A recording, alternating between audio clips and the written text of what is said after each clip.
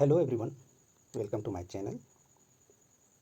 चलिए स्टार्ट करते हैं आज का वीडियो। आज की वीडियो में जो है हम लोग देखेंगे जेसीईआरटी के द्वारा प्रोजेक्ट रेल के तहत जो प्रत्येक सप्ताह टेस्ट आयोजित किए जाते हैं, उसी में जो है आज हम लोग कक्षा 12 से संबंधित इतिहास विषय से संबंधित जो ऑब्जेक्टिव है उसके बारे में मतलब वस्तुनिष्ठ प्रश्न को देखेंगे।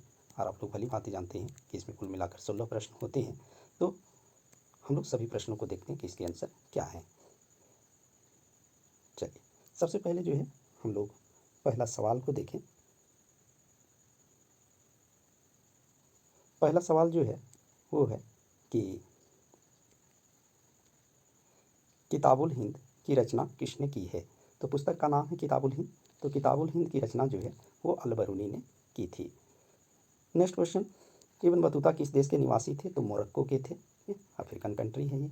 अल-बरूनी, नेक्स्ट क्वेश्चन, अल-बरूनी किसके साथ भारत आया था। तो महमूद गजनवी के साथ। चौथे प्रश्न को देखें तो चौथा प्रश्न जो है वो है कि मोहम्मद बिन तुगलक ने दिल्ली के काजी नियुक्त किया था। ठीक, मोहम्मद बिन तुगलक ने दिल्ली के काजी किसे नियुक्त किया था। काजी मीन्स न्यायाधीश होता है, जज होता है, तो न्यायाधीश जो है वो इब्न बतूता को नियुक्त किया था।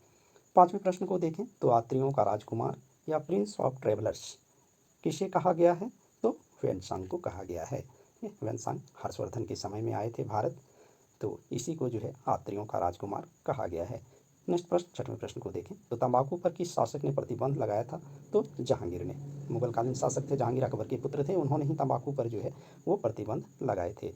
नेक्स्ट जो है हम लोग सातवें प्रश्न को देखें तो सातवां प्रश्न है इस मध्य एशिया के रास्ते होकर सन 1333 ईस्वी में स्थल मार्ग से इब्न बतूता जो है वो कहाँ पहुँचा था। ठीक, मध्य एशिया के रास्ते इब्न बतूता जो है वो 1333 ईस्वी में स्थल मार्ग से कहाँ पहुँचा था। तो सिंध पहुँचा था।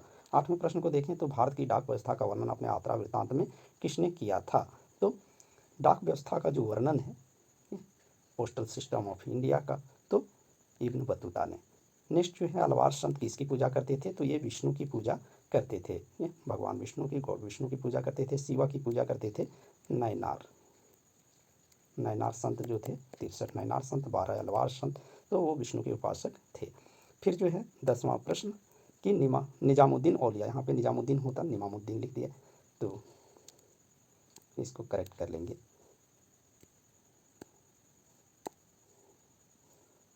निजामुद्दीन औलिया, नाम में गड़बड़ है। निजामुद्दीन औलिया की सूफी सिलसिले से संबंधित हैं तो चिश्ती सिलसिले। रामानंद के शिष्य कौन थे। तो रामानंद के शिष्य 12 शिष्य थे इनके, तो इसमें रैदास, कबीर, धन्ना, पीपा, धन्ना होगा यहाँ, धनता लिख दिया, धन्ना, तो इनमें से सभी होता। ठीक है, ऑप्शन नंबर डी होता इनमें से सभी। गड़बड़ किया है, इनमें से कोई नहीं कर दिया है, बल्कि होता all of these, all of these. 12वें प्रश्न को देखें तो 12वां प्रश्न है कि कबीर के उपदेशों का संग्रह, मतलब कबीर ने जो उपदेश दिए हैं उसका संग्रह जो किस ग्रंथ में मिलता है। तो उसको बीजक कहते हैं, बीजक में मिलता है। उत्तर भारत में भक्ति आंदोलन लाने का श्रेय किसे है। तो रामानंद को है। खानकाह क्या है। तो सूफी संतों के ठहरने का स्थान, मतलब एक तरीके से सूफी संतों के घर। ठीक है, सूफी संतों का जो घर होता था या ठहरने का स्थान होता था या जो कुटिया होता था उसको खानकाह कहते थे।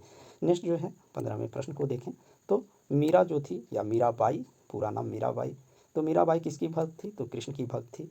उसके बाद अंतिम प्रश्न को हम लोग देखें तो अंतिम प्रश्न जो है वो है कि ख्वाजा मोइनुद्दीन चिश्ती जो चिश्ती संप्रदाय के संस्थापक थे, और इनका पूछा गया है कि दरगाह कहाँ है। ठीक है, तो इनको कहाँ पे जो है इनकी समाधि है ख्वाजा मोइनुद्दीन चिश्ती की। तो ये है राजस्थान के अजमेर में, बहुत इम्पोर्टेंट मतलब प्रसिद्ध दरगाह है ये। तो सभी प्रश्नों का हम लोगों ने आंसर देख लिया। Thank you.